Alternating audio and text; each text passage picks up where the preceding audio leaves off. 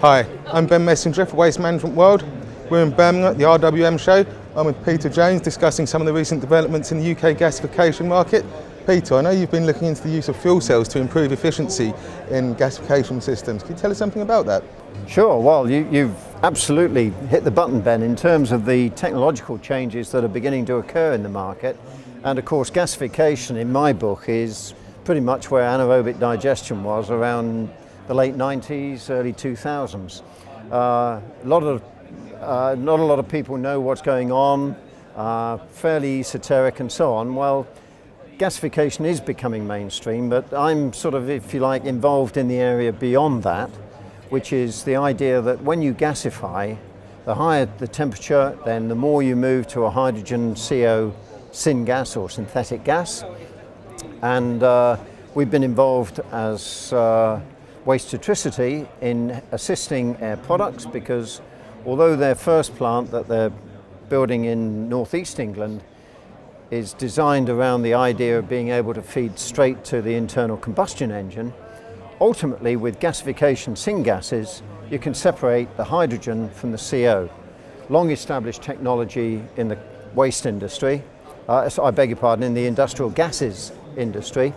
And it takes me back, amazingly, to my work experience in the late 70s when I was hydrogen product manager or fuel gases manager for BOC in those days, and was involved in rebuilding their hydrogen distribution fleet. So, strange juxtaposition.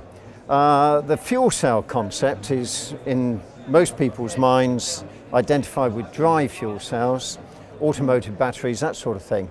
But Waste2Tricity is involved with wet fuel cells, which are typically in batches of trays mounted in modular fashion in 1 cubic meter wet fuel cells. And these are recharged with hydrogen. You get electricity out the back end, utilizing a wet electrolyte, a bit like car batteries, but fundamentally different in terms of electrodes and the carrier matter. And how would they compare to, in terms of efficiency, to using the syngas in a gas turbine? Well, the emergent technology area for the waste industry in the UK now is getting down to the real detail of measuring losses in energetic efficiency. Put crudely, if you've got a consignment of garbage and that represents, let's say, 1 billion gigajoules of theoretical energy at 9 gigajoules a tonne for most MSW, then energetic efficiency is measuring how much of that makes it, of those billion gigajoules, how much makes it to the buzz bar going out into the electricity networks.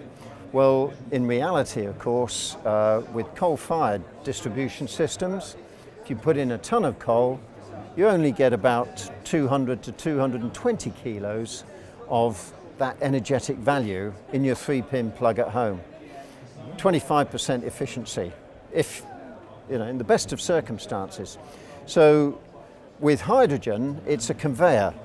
Although it's a high energy conveyor, you can use it. There are issues around leakages and loss, but nevertheless you can use it and transport effectively electricity. When you deliver it into a fuel cell, then you're looking for levels of 75 to 80% efficiency for that particular end of it. In overall terms, you're looking to double the megawatt energy outputs you can get from the same quantity of waste that might be going into a modern state-of-the-art great combustion incineration system. And those, of course, are very attractive deliverables because it means that you can then bid more for the waste. You can operate at a lower gate fee and you can ride on the back of forward increases in electricity costs. One of the other benefits of fuel cells as well is that it frees you from the tyranny of the grid, and there's a lot of uncertainty around going forward. It's focused on the grid integrity, on the deliverability of renewables in terms of timing, availability, particularly of course around wind, to an extent around solar. So many big corporations are seeing a reduction in electricity capacity, unknown additional demands on the system like electric cars, reduced availability from renewables possibly, other than tidal, if that ever gets off the ground. So the idea with hydrogen is that if you can perfect the hydrogen fuel cell and then end up with these modules, they're like distributed energy power stations. And that's basically the space in which waste electricity sits. Peter, it's been a fascinating insight into technology that I'm sure we'll see more of in the future. Thanks for your time. Pleasure.